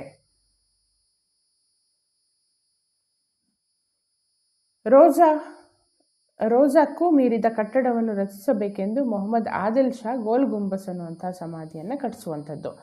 ಫಸ್ಟು ಇಬ್ರಾಹಿಂ ರೋಜಾ, ಅದು ಎರಡನೇ ಇಬ್ರಾಹಿಂ ನಿರ್ಮಾಣ ಮಾಡ್ತಾನೆ, ಅದು ಕೂಡ ಸಮಾಧಿ. ಅದರ ನಂತರ ಗೋಲ್ ಗುಂಬಸನ್ನು ಮೊಹಮ್ಮದ್ ಆದಿಲ್ ಶಾ ನಿರ್ಮಾಣ ಮಾಡ್ತಾನೆ. ಗುಂಬಸ್ನ ಒಳಭಾಗದಲ್ಲಿ ಪಿಸುಗುಟ್ಟುವ ಗ್ಯಾಲರಿ ಇದೆ. ಅದು ಒಂದು ವೈಶಿಷ್ಟ್ಯ ಶಿಲ್ಪತಜ್ಞರಿಂದ ಆಗಿರುವಂಥದ್ದು. ಜಗತ್ತಿನಲ್ಲೇ ಹಿರಿ ಗಾತ್ರದಲ್ಲಿ 4ನೇಯದು ಮತ್ತು ಭಾರತದಲ್ಲಿ ಅತಿ ದೊಡ್ಡದು ಗುಮ್ಮಟ ಆಗಿದೆ.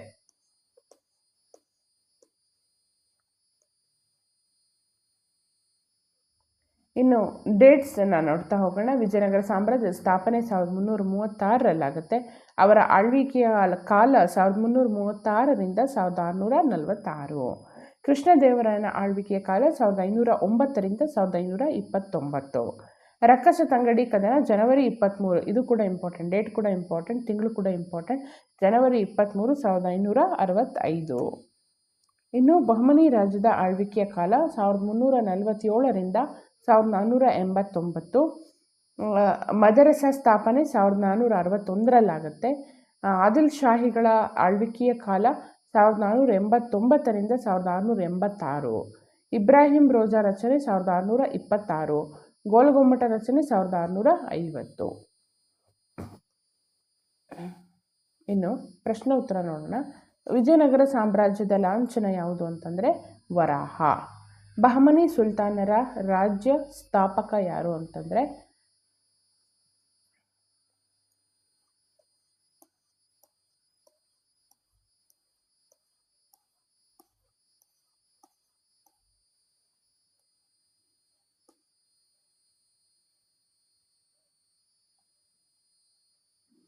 ಅಲ್ಲಾವುದ್ದೀನ್ ಹಸನ್ ಗಂಗು ಬಹಮನ್ ಶಾ. ಅಲ್ಲಾವುದ್ದೀನ್ ಹಸನ್ ಗಂಗು ಬಹಮನ್ ಶಾ.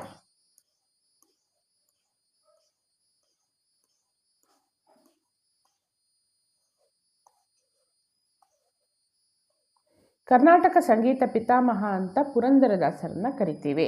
ಗೋಲ ಗುಂಬಸ್ ಯಾವ ನಗರದಲ್ಲಿದೆ? ವಿಜಾಪುರ ನಗರದಲ್ಲಿದೆ. ಆದಿಲ್ ಶಾಹಿ ಅರಸರಲ್ಲಿ ಗಣ್ಯನು ಯಾರು? ಎರಡನೇ ಇಬ್ರಾಹಿಂ. ಗೋಲ್ ಗುಂಬಸ್ ಏಕೆ ಪ್ರಸಿದ್ಧವಾಗಿದೆ ಅಂತಂದರೆ ಅದು ಭಾರತ ದೇಶದಲ್ಲೇ ಅತ್ಯಂತ ದೊಡ್ಡ ಗುಮ್ಮಟ, ಇಡೀ ಪ್ರಪಂಚದಲ್ಲಿ 4ನೇ ದೊಡ್ಡದು ಹಾಗೂ ಪಿಸುಗುಟ್ಟುವ ಗ್ಯಾಲರಿಯನ್ನು ಹೊಂದಿರುವಂಥದ್ದು ಇದರ ವಿಶೇಷತೆ. ವಿಜಯನಗರ ಅರಸರಲ್ಲಿ ಅತ್ಯಂತ ಶ್ರೇಷ್ಠ ಸಾಮ್ರಾಟ ಯಾರು ಅಂತಂದರೆ ಕೃಷ್ಣದೇವರಾಯ. ಹಂಪಿಯ ಮುಖ್ಯ ದೇವಾಲಯಗಳು ಯಾವುವು ಅಂತ ನೀವು ನೋಡ್ಕೊಳ್ಳಿ.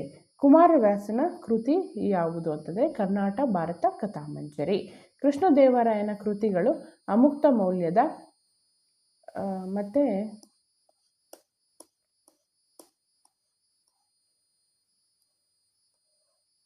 ಜಾಂಬವತಿ ಕಲ್ಯಾಣ. ಅಮುಕ್ತ ಮೌಲ್ಯದ ಹಾಗೂ ಜಾಂಬವತಿ ಕಲ್ಯಾಣ. ಮತ್ತು ವಿಜಯನಗರಕ್ಕೆ ಭೇಟಿ ನೀಡಿದ ವಿದೇಶಿ ಪ್ರವಾಸಿಗರನ್ನು ಹೆಸರಿಸಿ. ಡೊಮಿಂಗೋ ಪಯಾಸ್ ಬರ್ತಾನೆ, ಅಬ್ದುಲ್ ರಜಾಕ್ ಬರ್ತಾನೆ, ಹೀಗೆ ಹಲವಾರು ಮಂದಿ ಬರ್ತಾರೆ.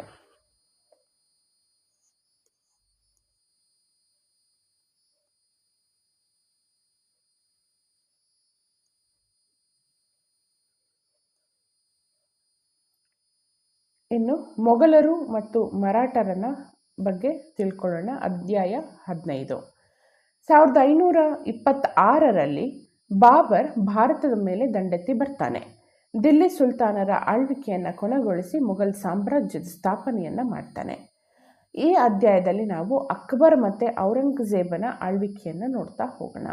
ಅವರು ಕೊಟ್ಟಂತಹ ಕೊಡುಗೆಗಳನ್ನು ನೋಡ್ತಾ ಹೋಗೋಣ. ಮತ್ತು ಅದರ ನಂತರ ಮರಾಠರಲ್ಲಿ ಮುಖ್ಯವಾಗಿ ಶಿವಾಜಿಯ ಬಾಲ್ಯ, ಆದರ್ಶ ಹಾಗೂ ಮೊಘಲ್ ಸಾಮ್ರಾಜ್ಯ ಹಾಗೂ ವಿಜಯಪುರ ಸಾಮ್ರಾಜ್ಯವನ್ನು ಹಿಮ್ಮೆಟ್ಟಿಸಿದಂತಹ ರೀತಿ, ಕಥನವನ್ನೆಲ್ಲ ನೋಡ್ತಾ ಹೋಗೋಣ.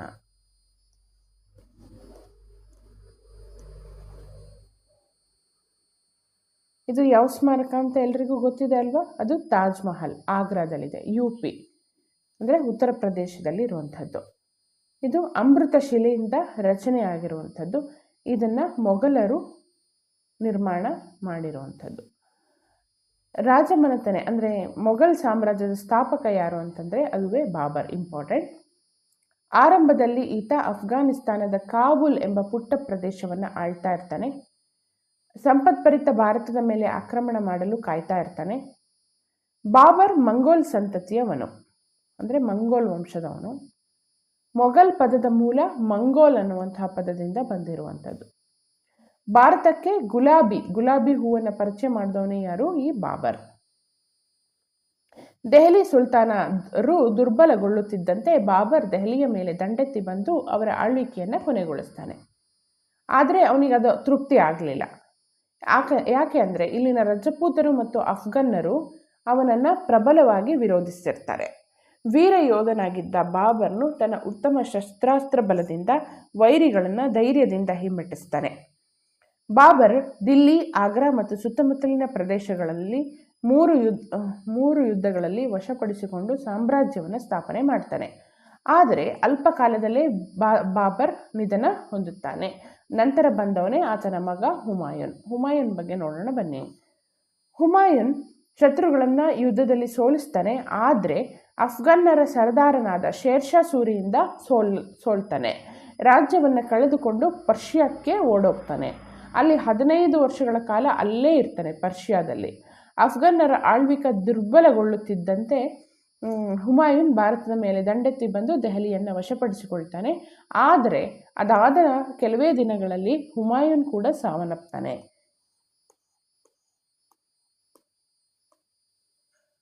ನೆಕ್ಸ್ಟ್ ಇನ್ನೊಂದು ಇಂಪಾರ್ಟೆಂಟ್ ದೊರೆ ಅಕ್ಬರ್ ಯಾರು? ಹುಮಾಯೂನ್ನ ಮಗ. ಈ ನಿಟ್ಟಿನಲ್ಲಿ ಕಲಿತನಕ್ಕೆ ಹೆಸರಾಗಿದ್ದ ರಜಪೂತ ಅರಸರನ್ನು ತನ್ನ ಪಕ್ಷದತ್ತ ಒಲಿಸಿಕೊಳ್ಳಲು ಯತ್ನ ಮಾಡ್ತಾನೆ. ಆದರೆ ಮೇವಾಡದ ರಾಣಾ ಪ್ರತಾಪ್ ಸಿಂಹನು ಅಕ್ಬರನಿಗೆ ಎಳ್ಳಷ್ಟು ಮಣಿಯೋಲ್ಲ. ಅಂದರೆ ಮೊಘಲ್ ಸಾಮ್ರಾಜ್ಯದ ಜೊತೆಗೆ ಜಾಯಿನ್ ಆಗಲ್ಲ. ಯಾರು? ರಾಣಾ ಪ್ರತಾಪ್ ಸಿಂಹ. ಅವನು ಸ್ವಾಭಿಮಾನಿ ಹಾಗೂ ಮಹಾಶೂರನಾಗಿರ್ತಾನೆ. ಮುಂದೆ ಅವರೊಟ್ಟಿಗೆ ಹಲ್ದಿ ಘಾಟ್ ಅನ್ನುವಂತಹ ಯುದ್ಧ ರಾಜಸ್ಥಾನದಲ್ಲಿ ನಡೆಯುತ್ತೆ. ಒಂದು ಭೀಕರ ಕದನವಾಗಿರುತ್ತೆ. ಆದರೆ ಅದರಲ್ಲಿ ರಾಣಾ ಪ್ರತಾಪ ಸಿಂಹ ಏನಾಗ್ತಾನೆ? ಸೋಲ್ತಾನೆ. ಆದರೂ ಕೊನೆಯವರೆಗೂ ದಿಟ್ಟತನದಿಂದ ಏನು ಮಾಡ್ತಾನೆ? ಹೋರಾಟವನ್ನು ಮಾಡ್ತಾನೆ. ಚೇತಕ್ ಹೆಸರಿನ ತನ್ನ ನೆಚ್ಚಿನ ಕುದುರೆಯನ್ನೇರಿ ರಣರಂಗದಲ್ಲಿ ಹೋರಾಡುವ ಈತನ ಬೃಹತ್ ಕಂಚಿನ ಪ್ರತಿಮೆಯನ್ನು ಹಲ್ದಿ ಘಾಟ್ನಲ್ಲಿ ದೇಶಕ್ಕೆ ಸ್ವಾತಂತ್ರ್ಯ ಬಂದ ಮೇಲೆ ಸ್ಥಾಪಿಸಲಾಯಿತು. ಸ್ವದೇಶಾಭಿಮಾನಿಯಾದ ರಾಣಾ ಪ್ರತಾಪ್ ಸಿಂಹ ಭಾರತೀಯರ ಕಣ್ಮಣಿಯಾಗಿ ಮೆರೆದಿದ್ದಾರೆ. ಈ ಚೇತಕ್ ಅನ್ನುವಂತಹ ಕುದುರೆ ಯಾರ್ದಾಗಿತ್ತು? ರಾಣಾ ಪ್ರತಾಪ ಸಿಂಹನಾಗಿತ್ತು. ಕೊನೆಯವರೆಗೂ ಅತ್ಯಂತ ಶಕ್ತಿಯುತವಾಗಿ ರಣರಂಗದಲ್ಲಿ ಹೋರಾಟವನ್ನು ಮಾಡ್ತಾರೆ. ಮತ್ತು ಅಕ್ಬರ್ನ ಕಾಲ ಆದ ನಂತರ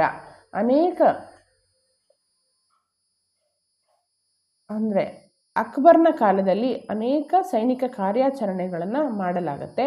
ಅನೇಕ ಸಾಮ್ರಾಜ್ಯಗಳನ್ನು ಗೆದ್ದು ಸಾಮ್ರಾಜ್ಯವನ್ನು ವಿಸ್ತರಣೆ ಮಾಡ್ತಾನೆ. ಯಾರು? ಅಕ್ಬರ್. ಒಂದು ವಿಶಾಲ ಮನೋಭಾವದ ಒಳ್ಳೆಯ ರಾಜನಾಗಿರ್ತಾನೆ. ಮತ್ತು ಹಿಂದೂಗಳಿಗೆ ತನ್ನ ಆಸ್ಥಾನದಲ್ಲಿ ಉನ್ನತ ಸ್ಥಾನವನ್ನು ನೀಡಿರ್ತಾನೆ. ಮುಸಲ್ಮಾನ ದೊರೆಗಳು ಹಿಂದೂಗಳ ಮೇಲೆ ವಿಧಿಸಿದ್ದಂತಹ ಟ್ಯಾಕ್ಸ್ ಅಂದರೆ ತೆರಿಗೆ, ಜಸಿಯಾ ಹಾಗೂ ತಲೆಗಂದಾಯ ಮತ್ತು ಯಾತ್ರಾ ತೆರಿಗೆಯನ್ನು ರದ್ದುಪಡಿಸ್ತಾನೆ. ಗೋಹತ್ಯೆ ಮತ್ತು ಸತಿ ಪದ್ಧತಿಯನ್ನು ತಡೆ ಹಿಡಿತಾನೆ. ಮತ್ತು ಬಾಲ್ಯ ವಿವಾಹವನ್ನು ವಿರೋಧ ಮಾಡ್ತಾನೆ. ಅಕ್ಬರನ ಭೂಕಂದಾಯ ಪದ್ಧತಿ ಜನಮನ್ನಣೆಯನ್ನು ಅಂದರೆ ಫೇಮಸ್ ಆಗುತ್ತೆ. ಭೂಕಂದಾಯ ಪದ್ಧತಿಯನ್ನು ರೂಪಿಸಿದವರು ರಾಜ ತೋದರ್ಮಲ್. ಆತನ ಕಾಲದಲ್ಲಿದ್ದಂತಹ ಮಂತ್ರಿ ರಾಜ ತೋದರ್ಮಲ್ ಏನು ಮಾಡ್ತಾನೆ? ಭೂಕಂದಾಯ ಪದ್ಧತಿಯನ್ನು ನಡೆಸ್ತಾನೆ. ಅಕ್ಬರ್ ಧಾರ್ಮಿಕ ಸಹಿಷ್ಣು ಆಗಿರ್ತಾನೆ. ತನ್ನ ಹೊಸ ರಾಜಧಾನಿಯಾದ ಫತೇಪುರ್ ಸಿಕ್ರಿಯಲ್ಲಿ ಇಬಾದತ್ ಖಾನ ಎಂಬ ಪ್ರಾರ್ಥನಾ ಮಂದಿರವನ್ನು ಕಟ್ಟಿಸ್ತಾನೆ. ಯಾರು? ಫತೇಪುರ್ ಸಿಕ್ರಿಯಲ್ಲಿ. ಯಾರು? ಅಕ್ಬರ್. ಇಬಾದತ್ ಖಾನ ಅನ್ನುವಂತಹ ಪ್ರಾರ್ಥನಾ ಮಂದಿರವನ್ನು ನಿರ್ಮಾಣ ಮಾಡ್ತಾನೆ. ಧಾರ್ಮಿಕ ವಿಚಾರಗಳನ್ನು ಮುಖಂಡರ ಜೊತೆಗೆ ಚರ್ಚೆ ಮಾಡಲಿಕ್ಕೆ ಅದನ್ನು ಕಟ್ಟಿಸಿರ್ತಾನೆ. ಆತ ಒಂದು ಹೊಸ ಪಂಥವನ್ನು ಪ್ರಾರಂಭ ಮಾಡ್ತಾನೆ, ಅದುವೇ ದೀನ್ ಎ ಇಲಾಹಿ ಅನ್ನುವಂಥದ್ದು.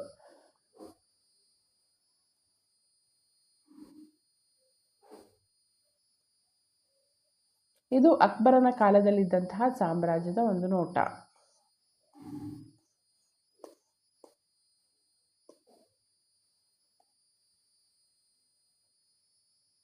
ಅಕ್ಬರ್ ಸಾಹಿತ್ಯ ಕಲೆಗಳಿಗೆ ವಿಶೇಷ ಪ್ರೋತ್ಸಾಹವನ್ನು ನೀಡಿರ್ತಾನೆ. ಅಮರ ಸಂಗೀತಗಾರ ತಾನ್ಸೇನ್ ಅವನ ಆಸ್ಥಾನದಲ್ಲಿರ್ತಾನೆ. ಮತ್ತು ಜಹಾಂಗೀರ್, ಅಕ್ಬರನ ನಂತರ ಆತನ ಮಗ ಜಹಾಂಗೀರ್ನ ಮಗ ಶಹಜಹಾನ್ ಬಹುಮಟ್ಟಿಗೆ ಅಕ್ಬರನ ರೀತಿಯಲ್ಲಿ ಆಳ್ವಿಕೆಯನ್ನು ನಡೆಸ್ತಾರೆ. ಶಹಜಹಾನ್ ಆಗ್ರಾದಲ್ಲಿ ತಾಜ್ ಮಹಲನ್ನು, ದೆಹಲಿಯಲ್ಲಿ ಬೃಹತ್ ಕೆಂಪು ಕೋಟೆಯನ್ನು ನಿರ್ಮಾಣ ಮಾಡ್ತಾನೆ. ಆತನ ನಂತರ ಬಂದವನೇ ಕೊನೆಯ ಮೊಘಲ್ ಸಾಮ್ರಾಟ, ಅದುವೇ ಔರಂಗಜೇಬ್. 50 ವರ್ಷಗಳ ಕಾಲ ಸುದೀರ್ಘವಾದ ಆಳ್ವಿಕೆಯನ್ನು ನಡೆಸ್ತಾನೆ, ಸಾಮ್ರಾಜ್ಯವನ್ನು ವಿಸ್ತರಣೆ ಮಾಡ್ತಾನೆ. ಆತನ ಧಾರ್ಮಿಕ ನೀತಿ ಏನಪ್ಪ ಅಂತಂದರೆ, ಸಂಪ್ರದಾಯವಾದಿ ಮುಸಲ್ಮಾನನಾಗಿರ್ತಾನೆ. ಮದ್ಯಪಾನ, ಜೂಜು, ಮೋಜು ಮತ್ತು ಸಂಗೀತಗಳಿಂದ ದೂರ ಇರ್ತಾನೆ. ಔರಂಗಜೇಬನು ಅಕ್ಬರನ ಉದಾರ ನೀತಿಯನ್ನು ಬಿಟ್ಬಿಡ್ತಾನೆ. ಜಸಿಯಾ ತೆರಿಗೆಯನ್ನು ಮತ್ತೆ ತರ್ತಾನೆ.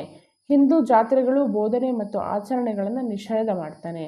ಅವನ ರಾಜಾಜ್ಞೆಯಂತೆ ಅನೇಕ ಮಂದಿರಗಳು ನಾಶವಾಗ್ತವೆ. ಅದರಿಂದಾಗಿ ಅನೇಕ ದಂಗೆಗಳು ಉಂಟಾಗ್ತವೆ. ಸಿಖ್ಖರ ದಂಗೆ. ಔರಂಗಜೇಬನ ಮತೀಯ ಧೋರಣೆಯು ಸಿಖ್ಖರು, ಮರಾಠರು ಮತ್ತು ಜಾಟರನ್ನು ಕೆರಳಿಸುತ್ತೆ. ಸಿಖ್ ಗುರು ತೇಜ್ ಬಹದ್ದೂರ್ನನ್ನು ದೆಹಲಿಯಲ್ಲಿ ಬಹಿರಂಗವಾಗಿ ಕೊಲ್ತಾನೆ. ಯಾರು? ಔರಂಗಜೇಬ್. ಅವನ ಮಗ ಗುರು ಗೋವಿಂದ ಸಿಂಹನು ಇಡೀ ಸಿಖ್ ಸಮುದಾಯಕ್ಕೆ ವೀರ ದೀಕ್ಷೆಯನ್ನು ನೀಡ್ತಾನೆ. ದೀಕ್ಷೆ ಪಡೆದವರಿಗೆ ಸಿಂಗ್ ಅಥವಾ ಸಿಂಹ ಎಂಬ ನಾಮಾಂಕಿತ ನೀಡಲಾಗುತ್ತೆ. ಅವರು ಪಂಚಕಾರಗಳನ್ನು ಅಂದರೆ ಕೇಶ, ಉದ್ದ ಕೂದಲು, ಮತ್ತು ಕಂಗ ಅಂದರೆ ಭಾಷಣಿಕೆ, ಕೃಪಾಣ ಅಂದರೆ ಕಿರುಗತ್ತಿ, ಕಚ್ಚೆ ಅಂದರೆ ತುಂಡು ಇಜಾರು, ಮತ್ತು ಕಂಕಣ ಕಬ್ಬಿಣದ ಬಳೆಯನ್ನು ಧರಿಸಬೇಕಾಗಿರುತ್ತೆ.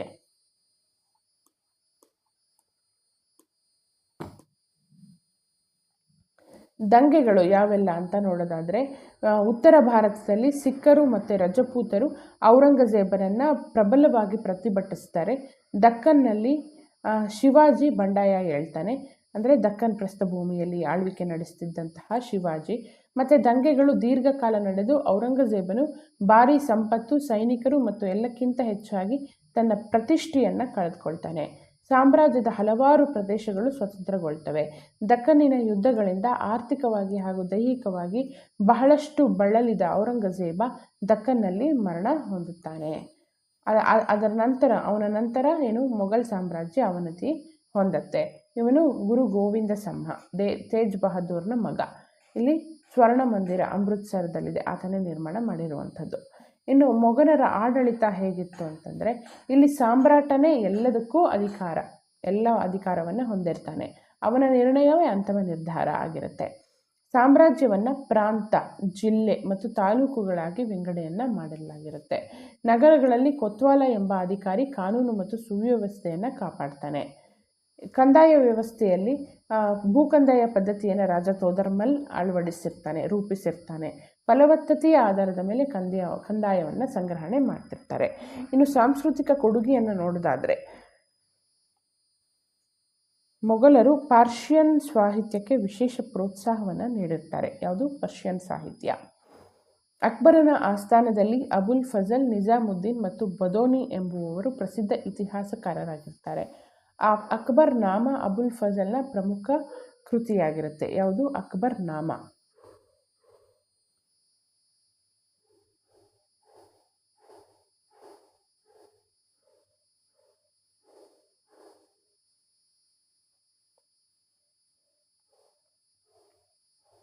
ಮೊಘಲ್ ರಾಜಕುಮಾರ ದಾರಾ ಶುಕೋ ಶ್ರೇಷ್ಠ ವಿದ್ವಾಂಸನಾಗಿರ್ತಾನೆ. ಭಗವದ್ಗೀತೆಯನ್ನು ಭಾಷಾಂತರ ಮಾಡ್ತಾನೆ. ಇದನ್ನು ಕೇಳ್ತಾರೆ. ಒಂದು ಅಕ್ಬರ್ ನಾಮ ಯಾರು ಬರೆದ್ರು ಅಂತ ಕೇಳ್ತಾರೆ, ಅದುವೇ ಅಬುಲ್ ಫಜಲ್. ಇನ್ನೊಂದು ಭಗವದ್ಗೀತೆಯನ್ನು ಭಾಷಾಂತರ ಮಾಡಿದವರು ಯಾರು ಅಂತಂದರೆ ರಾಜಕುಮಾರ ದಾರಾ ಶುಕೋ.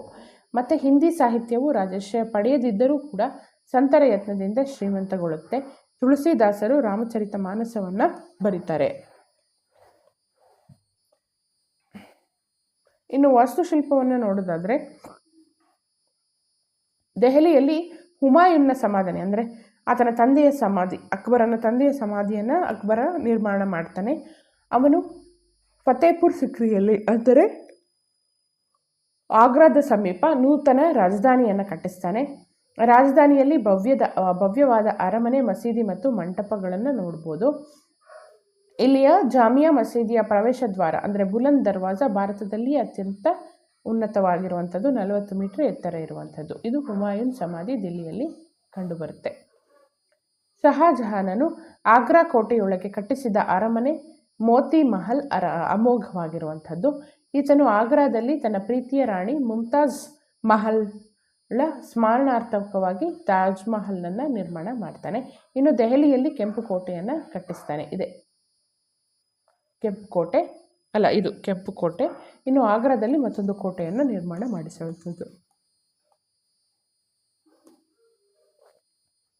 ಇನ್ನು ಚಿತ್ರಕಲೆ, ಮೊಘಲರ ಕಾಲದಲ್ಲಿ ಚಿತ್ರಕಲೆ ಉದಯ ಆಗುವಂಥದ್ದು. ಅಕ್ಬರನ ಸಂಸ್ಥಾನದಲ್ಲಿ ಅನೇಕ ಚಿತ್ರಕಾರರಿರ್ತಾರೆ. ಚಿತ್ರಕಲೆ ಜಹಾಂಗೀರನ ಆಶ್ರಯದಲ್ಲಿ ಪರಿಪಕ್ವಗೊಳ್ಳುತ್ತೆ. ಇನ್ನು ಸಂಗೀತ ಅಕ್ಬರನ ಕಾಲದಲ್ಲಿ ಪ್ರೋತ್ಸಾಹವನ್ನು ನೀಡಲಾಗುತ್ತೆ ಸಂಗೀತಕ್ಕೆ. ದಿನಕ್ಕೊಂದು ತಂಡದಂತೆ ಸಂಗೀತ ಕಚೇರಿಯನ್ನು ನಡೆಸಲಾಗುತ್ತೆ. ತಾನ್ಸೇನನು ಅಕ್ಬರನ ಆಸ್ಥಾನದ ಅಮರ ಸಂಗೀತಗಾರನಾಗಿರ್ತಾನೆ. ಜಹಾಂಗೀರ ಮತ್ತು ಶಹಜಹಾನನ ಕಾಲದಲ್ಲಿ ಕೂಡ ಸಂಗೀತಕ್ಕೆ ಪ್ರೋತ್ಸಾಹ ಸಿಗುತ್ತೆ. ಆದರೆ ಔರಂಗಜೇಬ ಸಂಗೀತವನ್ನು ನಿಷೇಧವನ್ನು ಮಾಡ್ತಾನೆ. ಮತ್ತು ಮೊಘಲ್ ಸಾಮ್ರಾಜ್ಯದ ಅವನತಿ ಹೇಗಾಯಿತು, ಅದಕ್ಕೆ ಕಾರಣ ಏನು ಅಂತಂದರೆ ಸರ್ದಾರರೆಲ್ಲ ಭ್ರಷ್ಟರಾಗತೊಡಗ್ತಾರೆ. ಉತ್ತರಾಧಿಕಾರಿಗಾಗಿ ಭೀಕರ ಅಂದರೆ ಒಳಗೆ ಇಂಟರ್ನಲ್ ವಾರ್ ನಡೀತಾ ಹೋಗುತ್ತೆ. ಪ್ರಾಂತಾಧಿಕಾರಿಗಳು ಇದರ ಲಾಭವನ್ನು ಪಡೆದು ಸ್ವತಂತ್ರರಾಗಿ ಆಳ್ವಿಕೆಯನ್ನು ನಡೆಸಲಿಕ್ಕೆ ಶುರು ಮಾಡ್ತಾರೆ.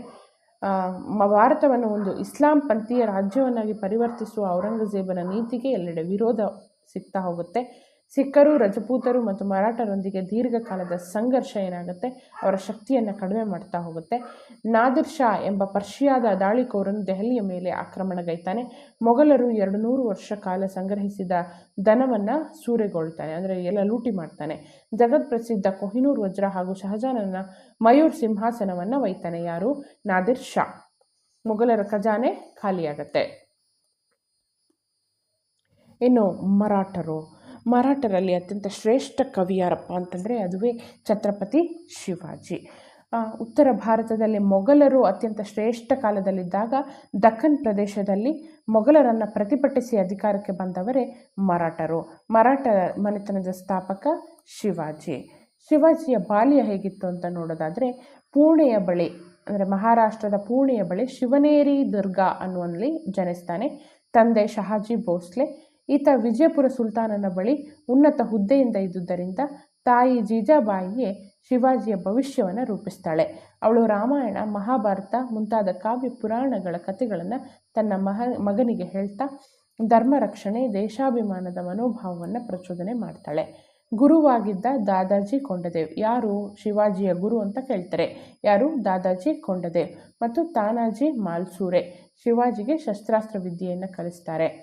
ಪ್ರಾರಂಭದಲ್ಲಿ ಶಿವಾಜಿಯು ಮರಾಠ ಮುಖಂಡರು ಮತ್ತು ಪಶ್ಚಿಮ ಘಟ್ಟಗಳ ಮಾವಳಿ ಎಂಬ ದೃಢಕಾಯರಾದ ಗಿರಿಜನರನ್ನು ಸೇರಿಸಿ ತರುಣರ ಪಡೆಯನ್ನು ಕಟ್ತಾನೆ. ಶಿವಾಜಿಯ ಆರಂಭದ ಸಾಹಸಗಳು. 19ನೇ ವರ್ಷದಲ್ಲಿ ವಿಜಯಪುರದ ಆದಿಲ್ ಶಾನ ಅಧೀನದಲ್ಲಿದ್ದ ತೋರಣ ದುರ್ಗವನ್ನು ವಶಪಡಿಸಿಕೊಳ್ತಾನೆ. ಮತ್ತು ರಾಯಗಢ, ಸಿಂಹಗಢ, ಪ್ರತಾಪ್ಗಢ ಮುಂತಾದ ಕೋಟೆಗಳನ್ನು ಒಂದೊಂದಾಗಿ ಗೆದ್ಕೊಳ್ತಾ ಹೋಗ್ತಾನೆ. ಇದರಿಂದ ಕೋಪಗೊಂಡಂತಹ ವಿಜಯಪುರ ಸುಲ್ತಾನರು ಶಿವಾಜಿಯನ್ನು ಹತ್ತಿಕ್ಕಲು ತನ್ನ ಸೇನಾನಿ ಅಫ್ಜಲ್ ಖಾನ್ನನ್ನು ಕಳಿಸ್ತಾರೆ.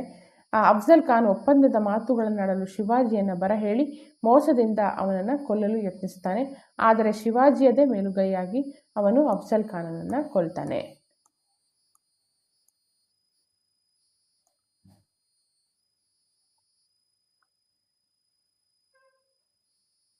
ಮೊಘಲ್ ಸೇನಾನಿಯ ಅಪಜಯ. ಶಿವಾಜಿಯು ದಿನೇ ದಿನೇ ಬಲಗೊಳ್ಳುತ್ತಿದ್ದ ಸುದ್ದಿ ಔರಂಗಜೇಬನ ಕಿವಿಗೆ ಮುಟ್ತಾ ಇರುತ್ತೆ. ಔರಂಗಜೇಬ ದಕ್ಕನ ಪ್ರದೇಶದಲ್ಲಿ ತನ್ನ ಅಧಿಕಾರಿಯಾಗಿದ್ದ ಶಾಯಿಸ್ತಾ ಖಾನನನ್ನು ಶಿವಾಜಿಯ ನಿಗ್ರಹಕ್ಕಾಗಿ ಕಳಿಸ್ಕೊಡ್ತಾನೆ. ಆದರೆ ಶಿವಾಜಿ ಶಾಯಿಸ್ತಾ ಖಾನನನ್ನು ಸೋಲಿಸ್ತಾನೆ. ಶಾಯಿಸ್ತಾ ಖಾನ್ ಪುಣೆಯ ಅರಮನೆಯಲ್ಲಿ ಬೀಡು ಬಿಟ್ಟಿರ್ತಾನೆ. 2 ವರ್ಷ ಕಳೆದರೂ ಶಿವಾಜಿಯನ್ನು ಸೆರೆ ಹಿಡಿಯಲು ಅವನಿಗೆ ಸಾಧ್ಯವಾಗಿರೋದಿಲ್ಲ. ಶಿವಾಜಿ ಸೈನಿಕರೊಂದಿಗೆ ವೇಷ ಬದಲಿಸಿ ಖಾನನ ವಾಸಸ್ಥಾನವನ್ನು ಕಾಳರಾತ್ರಿಯ ವೇಳೆ ಪ್ರವೇಶಿಸಿ ಆತನ ಮೇಲೆ ಹಠಾತ್ತನೆ ದಾಳಿ ಇಡ್ತಾನೆ. ಖಾನನು ಹೇಗೋ ದಾಳಿಯಿಂದ ಪಾರಾದರೂ ತನ್ನ ಹೆಬ್ಬೆರಳನ್ನು ಕಳೆದುಕೊಳ್ತಾನೆ. ಶಾಯಿಸ್ತಾ ಖಾನ್ ಭಯಭೀತಿಯಿಂದ ಪುಣೆಯಿಂದ ಓಡೋಗ್ತಾನೆ. ದಕ್ಕನಿಗೆ ರಾಜ ಜಯಸಿಂಹ.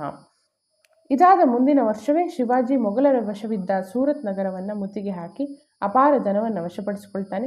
ಸಿಟ್ಟಿಗಿದ್ದ ಔರಂಗಜೇಬ ಹೇಗಾದರೂ ಮಾಡಿ ಶಿವಾಜಿಯನ್ನು ಸೋಲಿಸಬೇಕಂತ ಪಣ ತೊಟ್ಟು ರಾಜ ಜಯಸಿಂಹನೆಂಬ ಉನ್ನತ ಸೇನಾನಿಯನ್ನು ಕಳಿಸಿಕೊಡ್ತಾನೆ.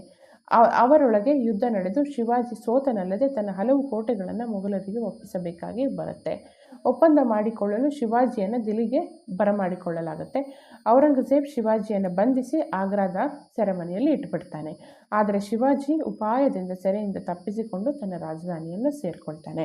ಮುಂದೆ 2 ವರ್ಷಗಳ ಕಾಲ ಶಿವಾಜಿ ತನ್ನ ಅಧಿಕಾರವನ್ನು ಇನ್ನಷ್ಟು ಬಲಗೊಳಿಸ್ತಾನೆ.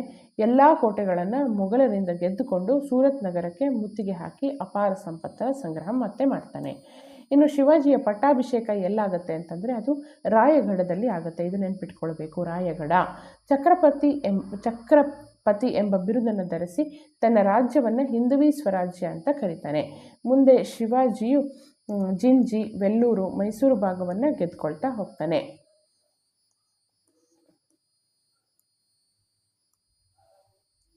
ಆಡಳಿತ ಪದ್ಧತಿ ಅಂತಂದರೆ ಅಲ್ಲಿ ಅಷ್ಟಪ್ರಧಾನರು ಅನ್ನುವಂತಹ 8 ಪ್ರಧಾನಿಗಳು ಇರ್ತಾರೆ, 8 ಮಂತ್ರಿಗಳಿರ್ತಾರೆ. ಅವರನ್ನೆಲ್ಲ ಪೇಶ್ವೆ ಅಂತ ಕರಿತಾ ಇರ್ತಾರೆ. ಇನ್ನು ಕಂದಾಯ ಆಡಳಿತವನ್ನು ನೋಡೋದಾದರೆ ಸರ್ಕಾರ ಅವರಿಗೆ ಸಾಲವನ್ನು ನೀಡುತ್ತೆ. ಯಾರಿಗೆ? ರೈತರಿಗೆ. ಮತ್ತು ಕೃಷಿ ಭೂಮಿಗೆ ನೀರಾವರಿ ಸೌಲಭ್ಯವನ್ನು ಒದಗಿಸ್ಕೊಡ್ತಾರೆ. ಮತ್ತು 3ನೇ 1 ಭಾಗವನ್ನು ಕಂದಾಯ ರೂಪದಲ್ಲಿ ಸಂಗ್ರಹಣೆ ಮಾಡ್ತಾರೆ. ಇನ್ನು ಸೈನ್ಯಾಡಳಿತಕ್ಕೆ ವಿಶೇಷ ಒತ್ತನ್ನು ನೀಡಿರ್ತಾರೆ. ಸೈನ್ಯ ಶಿಸ್ತಿಗೆ ಹೆಸರಾಗಿರುತ್ತೆ ಶಿವಾಜಿ ಸೈನ್ಯ. ಮತ್ತು ಪ್ರಜೆಗಳನ್ನು, ಪಶುಗಳನ್ನು ಲೂಟಿ ಮಾಡುವಂತಿರಲಿಲ್ಲ ಆತನ ಕಾಲದಲ್ಲಿ. ಇನ್ನು ಕೋಟೆಗಳು, ಇವರು ಶಿವಾಜಿ ವಂಶಸ್ಥರು ಗೆರಿಲ್ಲಾ ಯುದ್ಧ ತಂತ್ರವನ್ನು ಬಳಸ್ತಾ ಇರ್ತಾರೆ ಕೋಟೆಗಳ ರಕ್ಷಣೆಗೋಸ್ಕರ.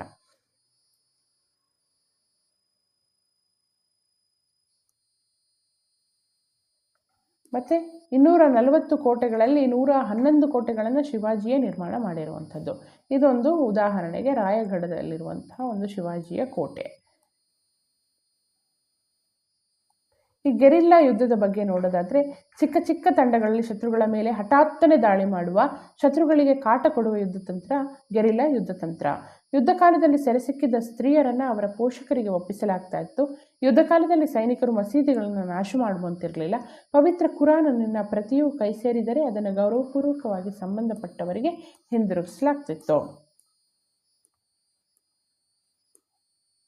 ಶಿವಾಜಿಯ ವ್ಯಕ್ತಿತ್ವ ಮತ್ತು ಸಾಧನೆಯನ್ನು ನೋಡೋದಾದರೆ ಅತ್ಯಂತ ಉನ್ನತ ದೊರೆ ಶಿವಾಜಿ. ಶಿವಾಜಿ ಬಾಲ್ಯದಿಂದಲೂ ಉತ್ತಮ ನಾಯಕನಾಗಿರ್ತಾನೆ. ಶಿವಾಜಿಯ ಗುರು ಸಮರ್ಥ ರಾಮದಾಸರು ಒಮ್ಮೆ ಶಿವಾಜಿ ಅಲ್ಲಿಗೆ ಬಂದು ಭಿಕ್ಷಾ ಪಾತ್ರೆಯನ್ನು ಚಾಚಿದಾಗ ತನ್ನ ರಾಜ್ಯವನ್ನೇ ಅವರಿಗೆ ಒಪ್ಪಿಸಿಕೊಡ್ತಾನೆ. ರಾಮದಾಸರು ಇದನ್ನು ಸ್ವೀಕರಿಸಿ ಮತ್ತೆ ಶಿವಾಜಿಗೆ ಹಿಂದಿರುಗಿಸ್ತಾನೆ. ನನ್ನ ಪರವಾಗಿ ನೀನು ರಾಜ್ಯವಾಳು ಎಂದು ಹರಿಸ್ತಾನೆ. ಸಂತ ರಾಮದಾಸರ ಪ್ರೇರಣೆಯಿಂದ ಮಹಾರಾಷ್ಟ್ರದಲ್ಲಿ ಸುಮಾರು 1200 ಗರಡಿ ಮನೆಗಳನ್ನು ಸ್ಥಾಪನೆ ಮಾಡ್ತಾನೆ. ಈ ಎಲ್ಲೋ ಪಾರ್ಟಲ್ಲಿ ಏನಿದೆ ಅದು ಶಿವಾಜಿ ಮಹಾರಾಜರ ಆಡಳಿತದಲ್ಲಿ ಒಳಗೊಂಡಂತಹ ರಾಜ್ಯಗಳು. ಬಾಬರ್ನ ಕಾಲ 1526ರಿಂದ 30, 4 ವರ್ಷ. ಅಕ್ಬರ್ 1556ರಿಂದ 1605, ಔರಂಗಜೇಬ್ 1659ರಿಂದ 1707, ಶಿವಾಜಿ 1627ರಿಂದ 1680. ಅಕ್ಬರನನ್ನು ವಿರೋಧಿಸಿದ ಮೇವಾಡದ ಪ್ರಸಿದ್ಧ ರಾಣಾ ಪ್ರತಾಪ್ ಸಿಂಹ ಫತೇಪುರ್ ಸಿಕ್ರಿಯನ್ನು ಡ್ಯಾಶ್ ಸಾಮ್ರಾಟ ನಿರ್ಮಾಣ ಮಾಡಿದನು. ಫತೇಪುರ್ ಸಿಕ್ರಿಯನ್ನು ಅಕ್ಬರ್ ಸಾಮ್ರಾಟ ನಿರ್ಮಾಣ ಮಾಡಿರುವಂಥದ್ದು. ರಾಮಚರಿತ ಮಾನಸ ತುಳಸಿದಾಸರು ಬರೆದಿರುವಂತಹ ಕೃತಿಯಾಗಿದೆ. ಶಿವಾಜಿಯು ಡ್ಯಾಶ್ನಲ್ಲಿ ಜನಿಸ್ತಾನೆ, ಪುಣೆಯ ಒಂದು ಹಳ್ಳಿಯಲ್ಲಿ. ಶಹಾಜಹಾನನ ಮಗನ ಹೆಸರೇನು ಅಂತಂದರೆ ಅದುವೇ ಔರಂಗಜೇಬ.